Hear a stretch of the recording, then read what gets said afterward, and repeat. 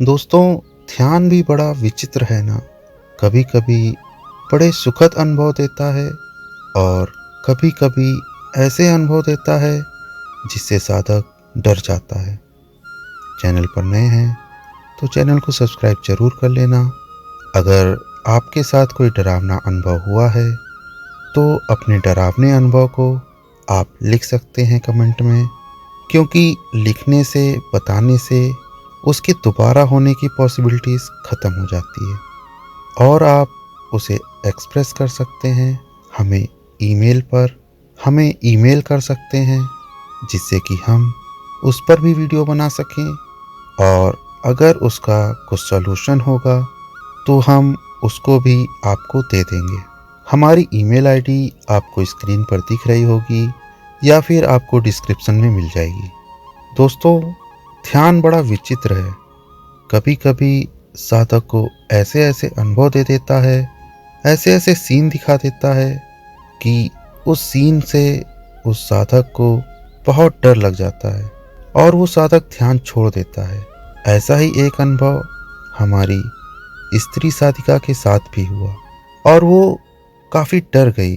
उसने जब हमसे संपर्क किया तो हमने उसे उसके बारे में बताया, जिससे कि अब वो भयमुक्त हैं।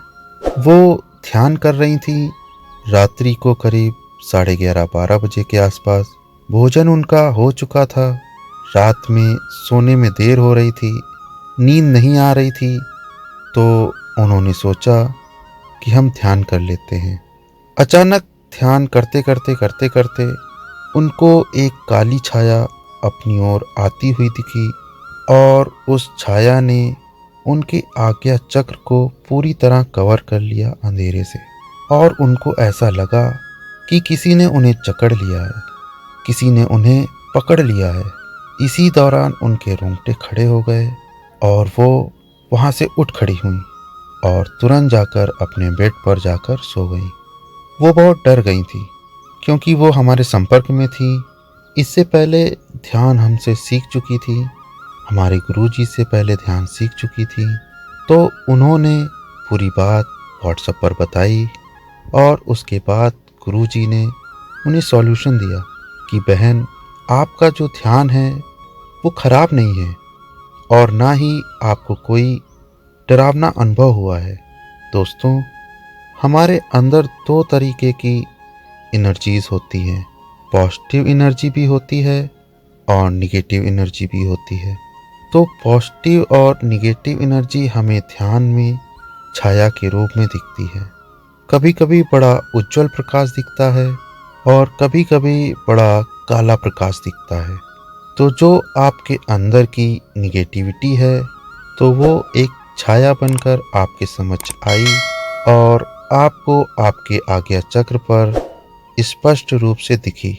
और उसके बाद आपको ऐसा लगा कि उसने आपको घेर लिया है, क्योंकि वो जो निगेटिविटी है, जो काली छाया है, वो कोई और नहीं है, आपके अंदर से ही प्रकट हुई है। वो आपके अंदर ही थी, तभी तो वो आपको ध्यान में दिखी है। जब हम ध्यान में बैठते हैं, आंखों में प्रकाश दिखता है, ब्रह्मांड दिखता है या फिर कुछ विचित्र अनुभव होते हैं, तो कुछ बाहर से नहीं होता है, हमारे अंदर से ही होता है। हमारा शरीर ही एक ब्रह्मांड की तरह कार्य करता है, जिससे कि हमें बहुत सारे अनुभव होते हैं। तो उसके बाद उन साधिका को जब इसकी सच्चाई पता चली तो उनके मन को काफ़ी बल मिला। वो पुनः ध्यान करने बैठी। 1-2 दिन फिर उनके साथ वही हुआ, लेकिन फिर धीरे धीरे वो काली छाया थी जो वो गायब हो गई और उनको उगता हुआ सूर्य दिखने लगा। उगता हुआ सूर्य सूचक है प्रगति का, ध्यान की चेतना बढ़ने का और एक अच्छी मानसिक स्थिति का। तो उन साधिका के साथ जो भी हुआ वो एक भ्रम था जिससे वो डर गईं। अगर आपके साथ भी कुछ ऐसा हुआ है तो हमें बताइए, हम उसका भी सॉल्यूशन करने की कोशिश करेंगे गुरुजी के माध्यम से। और आप ध्यान में बिल्कुल भी ना डरें।